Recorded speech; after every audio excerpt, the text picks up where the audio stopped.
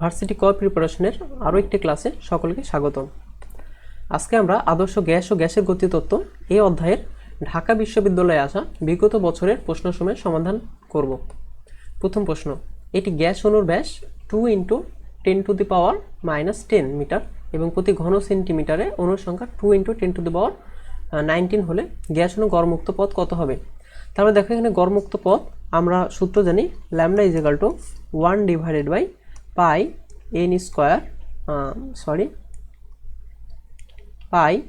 σ² n, যেখানে sigma হচ্ছে অণুর ব্যাস এবং n হচ্ছে প্রতি ঘন সেন্টিমিটার অণুর সংখ্যা বোঝায়।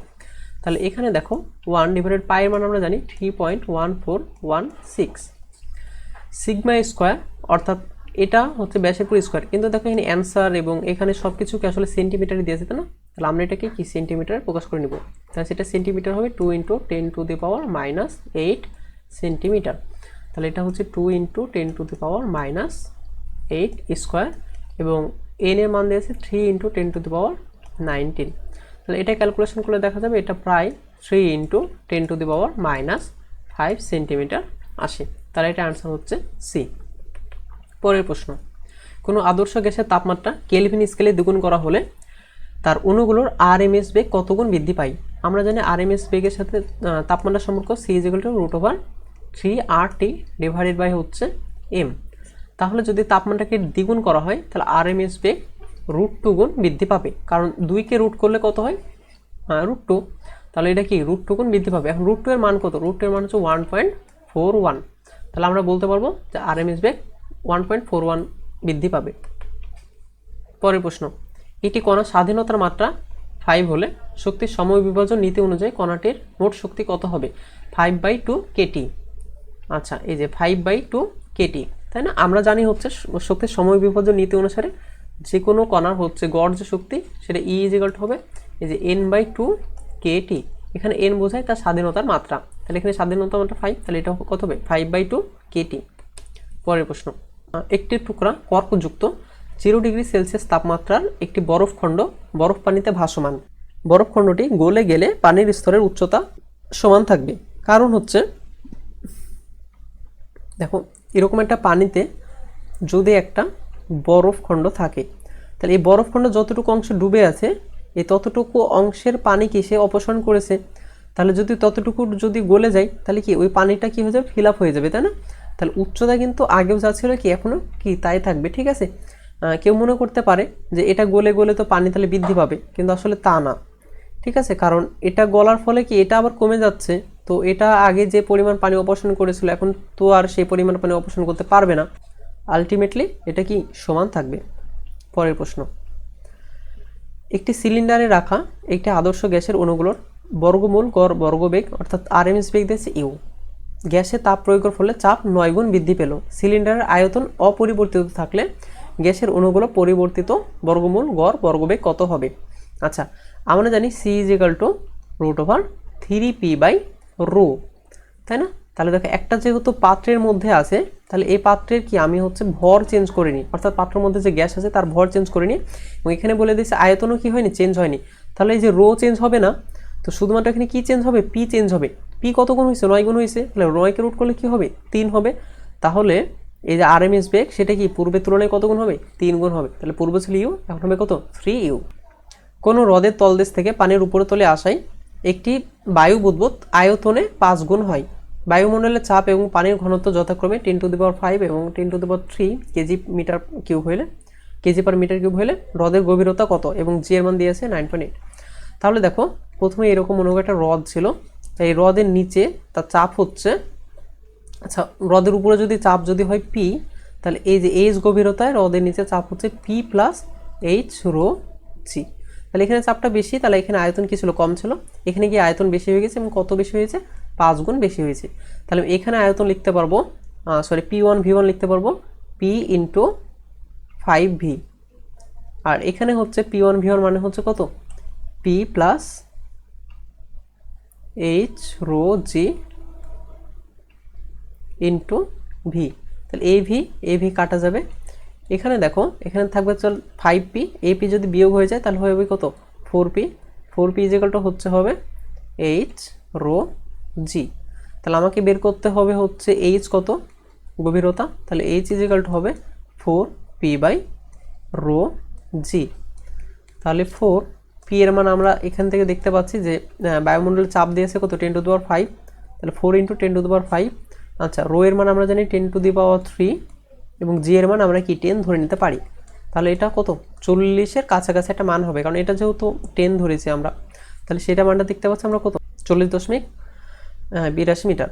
আচ্ছা, এটা একটা শর্টকাট আছে, কেউ যদি চাও শর্টকাটটা মাথায় রাখতে পারো। শর্টকাটটা হচ্ছে এইচ এর মান হবে n-1 × 10.20। এখানে n হচ্ছে যত গুণ আয়তনে বৃদ্ধি পায়। এখানে দেখো আয়তনে কত গুণ বৃদ্ধি পেয়েছিল, 5 গুণ বৃদ্ধি পেয়েছিল। এটা তাহলে কত 5 - 1 × 10.20। তাহলে এটা যদি হিসাব করা হয় তাহলে দেখা যাবে যে 40.80 হয়। তাহলে এই যে এটা অ্যান্সার। পরের প্রশ্ন, টি তাপমাত্রায় আদর্শ গ্যাসের ক্ষেত্রে একটি অণুর গড় গতিশক্তি কত? তাহলে সেটা হবে কত 3/2 কেটি। এটা হচ্ছে একদম সূত্র থেকে চলে আসছে। পরের প্রশ্ন, কোনো ব্যক্তি পর্বতের চূড়ায় পানি ফোটাতে চাইলে পানির পাত্রকে যে তাপমাত্রা উত্তপ্ত করতে হবে তা হচ্ছে 100°C কম। কারণ হচ্ছে দেখো পাহাড়ের চূড়ায় আমাদের যে চাপ, ঠিক আছে, এই চাপটা কি অনেক কম। চাপ যদি কম থাকে আমরা জানি যে পানির যে স্ফুটনাঙ্ক সেটাও কি হয়ে যায়, অনেক কম হয়ে যায়, তাই না? এই যে আমরা প্রেসার কুকারে যখন রান্না করি, প্রেসার কুকারে কি হয়, প্রেসার কুকারে চাপ কি হয়, অনেক বেশি হয়, তখন পানির স্ফুটনাঙ্ক কত হয়, বেশি হয়। তাহলে যেখানে পানি কত 100°C তাপমাত্রায় ফোটার কথা ছিল, সেখানে প্রেসার কুকারে কি হয় 100-তে ফোটে না। তার ফলে আমরা যে হচ্ছে সিদ্ধ করি সেটা কি খুব ভালো হয়, কারণ 100 মনে করো 50° বা 160°তেও কি পানি বাষ্প হয় না, পানি কি পানি থাকে, ঠিক আছে। এর জন্য কি প্রেসার কুকারে সিদ্ধ কি ভালো হয় বা রান্না করা ভালো হয়। ঠিক তেমনিভাবে এখানে কি যদি চাপ কমে তাহলে কি স্ফুটনাঙ্কও কমে যাবে, সেক্ষেত্রে এখানে তাপমাত্রা হবে কত 100 কম। পরের প্রশ্ন, স্বাভাবিক তাপমাত্রা ও চাপে হাইড্রোজেন অণুর গড় মুক্ত পথ কত? তাহলে এখানে দেখো তেমন একটা ডাটা দেওয়া নেই, এটা মুখস্থ মান 10⁻7 মিটার। পরের প্রশ্ন, সমচাপে ও 17°C তাপমাত্রায় 2 লিটার বায়ুকে 3 লিটার আয়তন করার জন্য তাপমাত্রা কত করতে হবে? তাহলে এটা সমচাপ, তাহলে এখানে তাপমাত্রার সাথে শুধুমাত্র কিসের সম্পর্ক আমরা নিব? তাহলে এটা দেখো আয়তনের সাথে কি তাপমাত্রার সম্পর্ক, তাহলে আয়তনের সাথে তাপমাত্রার সম্পর্ক কি সমানুপাতিক। তাহলে এটি কি হবে V1/V2 = হবে T1/T2। তাহলে আমরা যেটা করছি সেটা হচ্ছে আয়তন ছিল 2 লিটার এবং পরবর্তীতে আয়তন হয়েছে কত 3 লিটার, এবং আদি অবস্থায় তাপমাত্রা ছিল হচ্ছে 17°C। 17°C মানে আমরা হচ্ছে তার সাথে কি 273 যোগ করে দিব, তাহলে এটা পাচ্ছে কত 290 কেলভিন। তাহলে এটা হচ্ছে কত 290 কেলভিন এবং কি T2 আমরা বের করব। তাহলে এখান থেকে T2 এর মান পাচ্ছি আমরা 290 × 3 ভাগ হচ্ছে কত 2। তাহলে এখান থেকে দেখা যাচ্ছে এটা হবে, এটা তাহলে দেখো 290 সাথে আমি 2 দিয়ে কাটা গেলে এটা হবে কত 145। 145 মানে হচ্ছে 150 বিয়োগ হচ্ছে 3। তাহলে 150-এর সাথে যদি আমি 3 গুণ করি তাহলে হয় 450 বিয়োগ এই 3-এর সাথে 3 যদি গুণ করি, সরি 135 মানে হচ্ছে 150 বিয়োগ 5। আচ্ছা, 3-এর সাথে যদি 5 গুণ করি তাহলে এটা হবে কত 15। তার মানে এটা হচ্ছে 435 কেলভিন। তাহলে সেখান থেকে 273 যদি বাদ দেই তাহলে হবে কত সেলসিয়াস।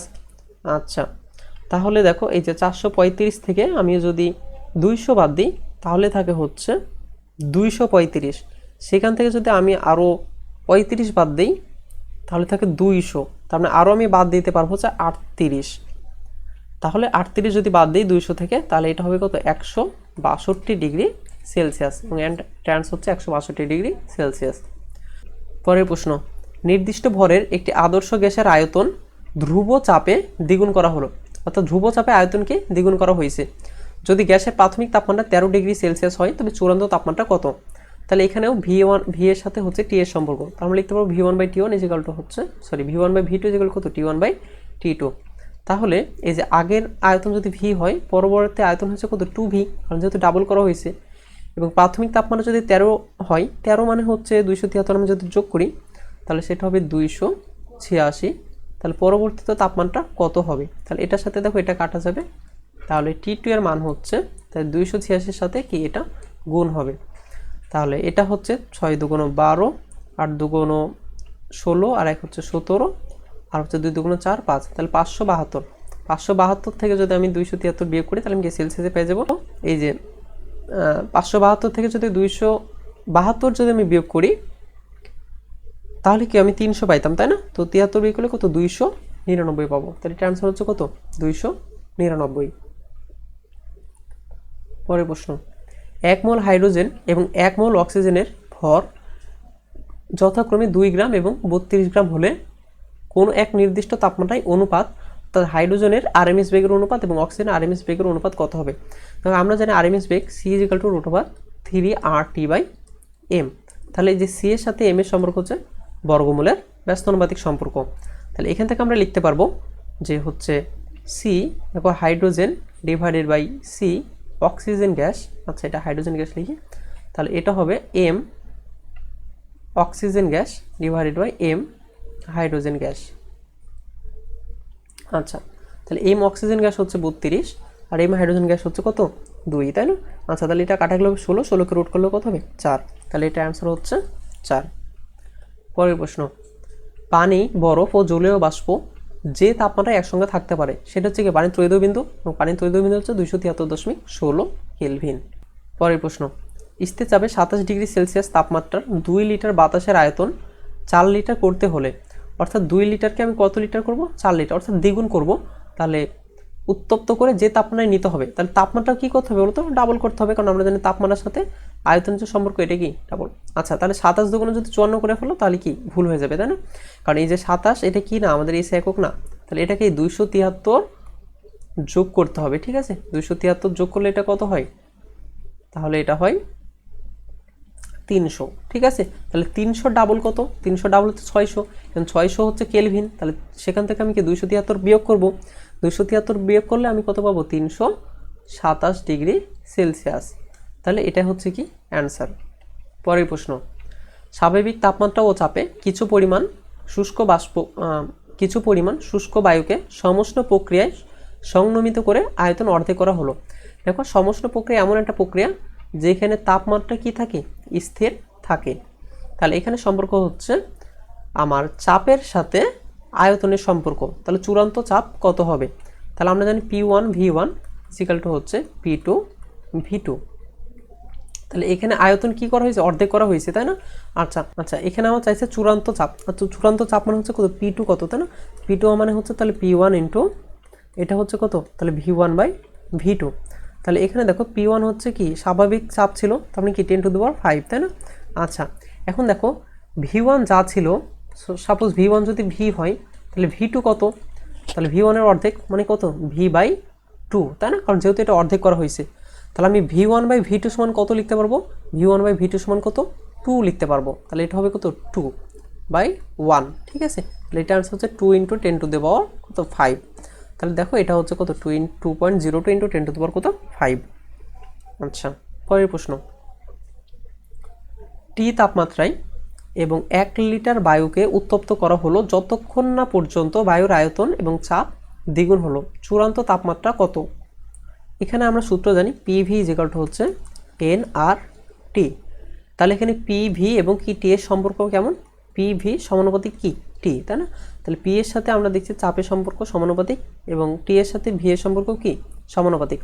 তাহলে যদি এটাকে ডাবল করা হয় তাহলে কি হবে ডাবল হবে, যদি আয়তনকেও কি করা হয় ডাবল করা হয় এটা কি আরও ডাবল হবে, তার মানে মোট কত গুণ হয়ে যাচ্ছে, মোট হয়ে যাচ্ছে 4 গুণ। তাহলে দেখো আয়তন এবং চাপ যদি উভয় যদি ডাবল হয় সেক্ষেত্রে তাপমাত্রা কত গুণ হয়ে যাবে 4 গুণ হয়ে যাবে। তাহলে আগে তাপমাত্রা ছিল T, এখন তাহলে কত হয়ে যাবে, এখন হয়ে যাবে 4T।